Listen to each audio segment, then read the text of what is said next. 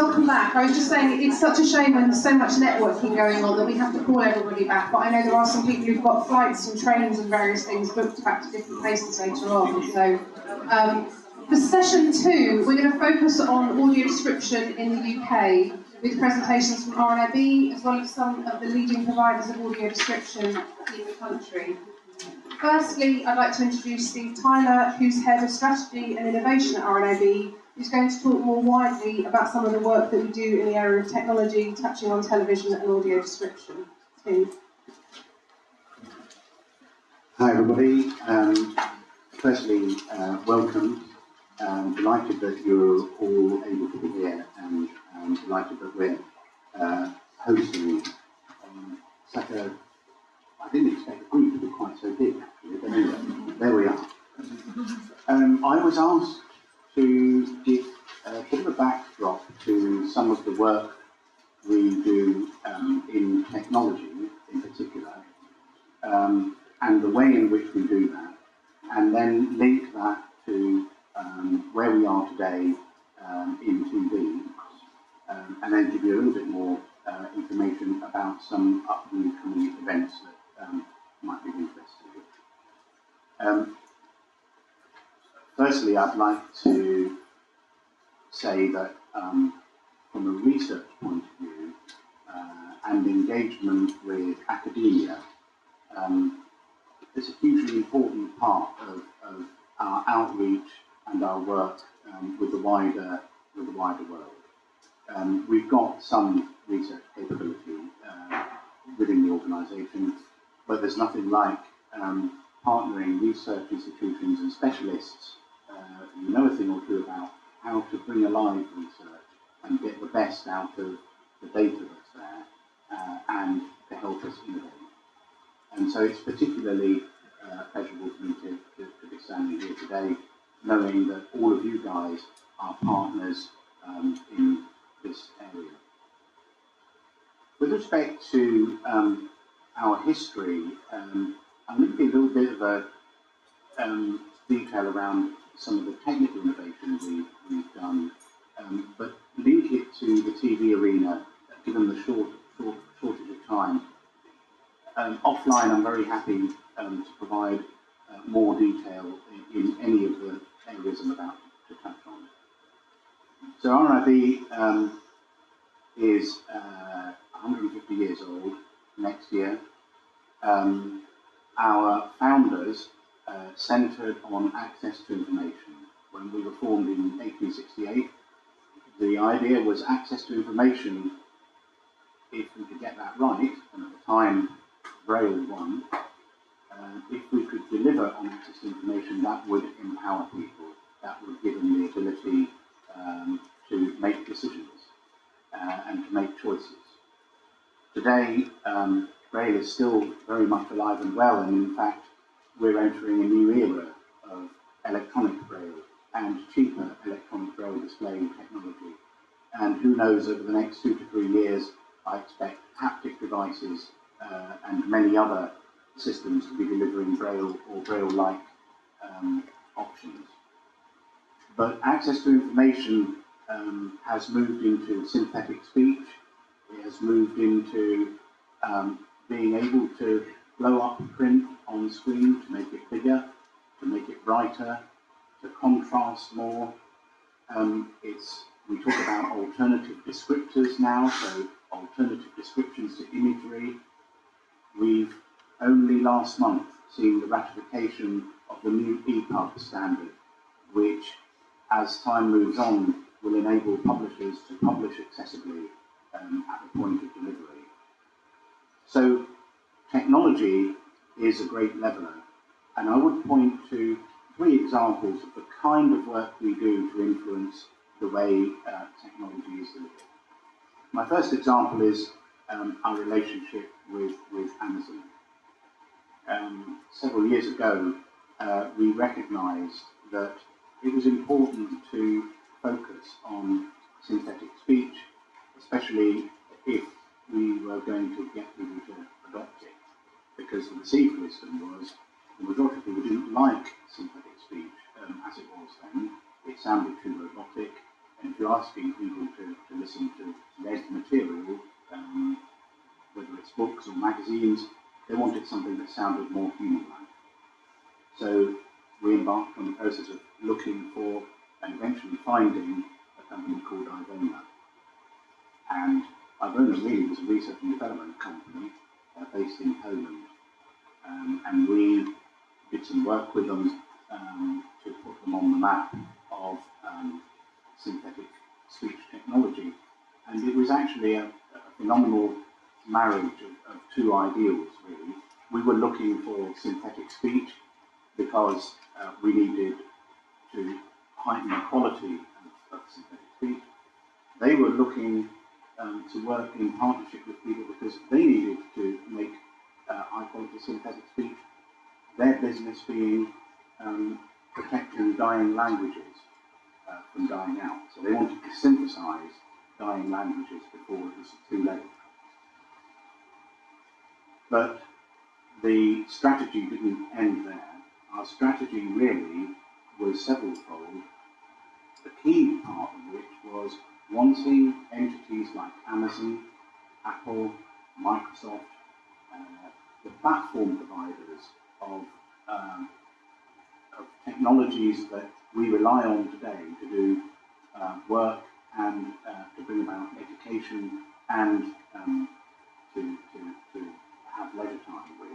We wanted them to make their systems and services accessible. And effectively we brokered a relationship between Amazon and Ivona, and the rest is history, in that Ivona now appears in the Google line of product, and it also appears in Amazon Echo, and what is now known as Alexa.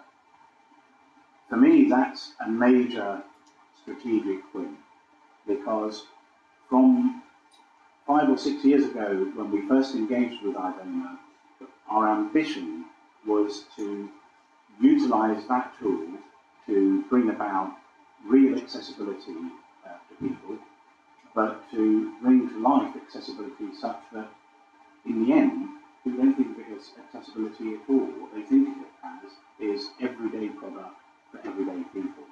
And Alexa is such a system.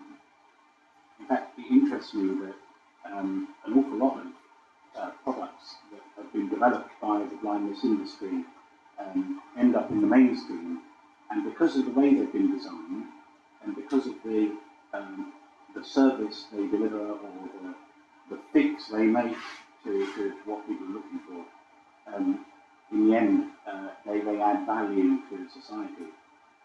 Who knew that the everyday typewriter was built by an engineer, Pellegrino, to facilitate his blind girlfriend being able to write with him without having to recite her love letters to unsuspecting people. Or who knew that the second reason given on the patent for the gramophone record was talking books for the blind. The fourth reason was music. Who knew that 45 years ago, when Ray Kurzweil delivered the first optical character recognition system, the size of a fridge, and costing around £50,000, would materialise on people's desktops at £50 each. And there are about 30 or 40 of those examples. And I like to think that Alexa and Siri and Cortana, the Apple and Microsoft offerings, are similar stepping stones. And those are products that we've had a great deal to do with in engendering accessibility as a genuine mainstream proposition on everyday platforms that anybody can use. And for us, if you can build accessibility in right at the outset, all the better, rather than retrofitting. And we deliver services to industry, paid for services, and also, as I've mentioned, we have a strategy of our own to drive what we focus on. But fundamentally, the message is always the same. It is, we will increase your market size, we will make your product better, because actually, in in the end, accessibility is all about mainstreaming everyday ease of use. Everybody wants to talk to their computer. Everybody wants to communicate in the way they want to communicate, in the way it suits them at the moment in time that it's that they're trying to do whatever they're doing. So whether they're walking past a device and it's easier to talk, or they want to get into more detail and they want to type, or they want to swipe on a touch screen, all of these things are actually accessibility solutions.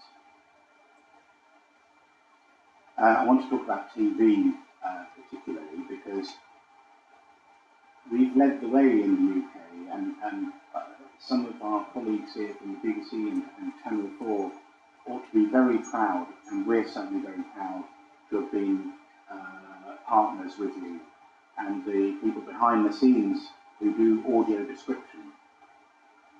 20 years ago, I remember going to the first audio description performance I've ever been to.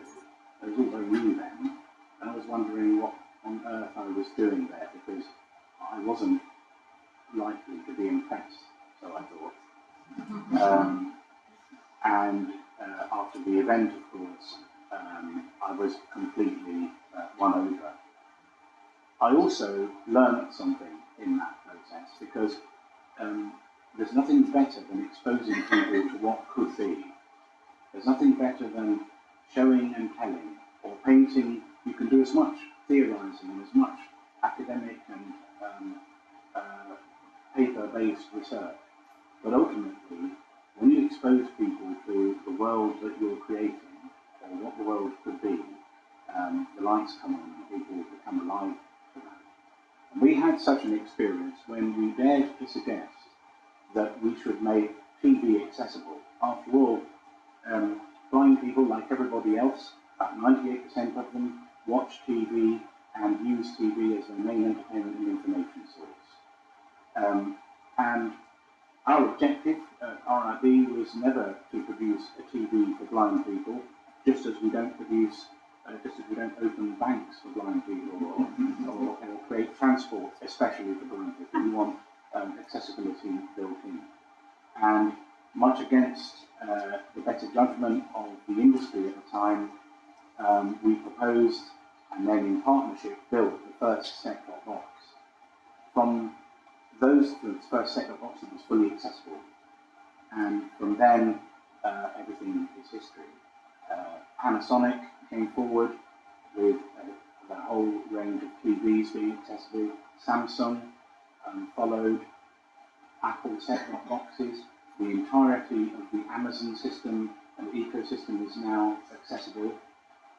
And then, to the point actually, that Amazon have just linked our shortly to be launched braille display technology to their platform, which includes their TV platform. So there are very new and very different ways of delivering so-called accessibility today, but ultimately it means that whether it's operating my Virgin system through an app or watching my Samsung TV with a regular remote, can access everything that anybody else can access. And it means that I can control the recordings of recording. I can spy on what my family have been recording, if necessary, prevent them. Or I can irritate the pants off everybody by turning the TV over from the bathroom when we don't. And audio description today, 25%, roughly speaking, 25% of programming is now audio described through 60 channels in the UK. And our knowledge and expertise has been recognised throughout the world. The US took the lead from us, and we were involved in a lot of advisory sessions in what's going on there, and many other places around the world too. The UK is still the best place to watch TV if you're visually impaired, by a long shot. And new technologies coming forward, like synchronization of audio description through apps that we're experimenting with. But the power of audio description is almost an art form. There are lots of ways of describing how an audio describer should describe to the best effect anything that they're watching. But it's very difficult to articulate what makes a good one. There really is an artistry around it, and we'll hear more about that later on. But it's the same for me as, somebody can learn the violin, and there are lots of ways of teaching people to play the violin, but to spot a good violinist from somebody who can play, and know how to describe what a good one is extremely difficult. I wish you all luck with that, because apparently that's what we're all going to discover at some point. So, thank you for coming. I'd like to just alert you to a conference that we run in November where broadcasting will feature quite heavily. It's a conference called Tech Day Europe. There'll be information available about it on the Rnib website. It's on the 16th and 17th of November, sponsored by Google and Microsoft and Samsung and many others. And not only broadcasting will be there, but a range of other providers, including Netflix and many other online entities who are now beginning to engage in delivering accessible and audio description services. So I'd welcome you all there. Good luck with the rest of the conference, and I hope that's given you a level of insight into the kind of work we do that focuses on changing the world for the better for blind and partially sighted people.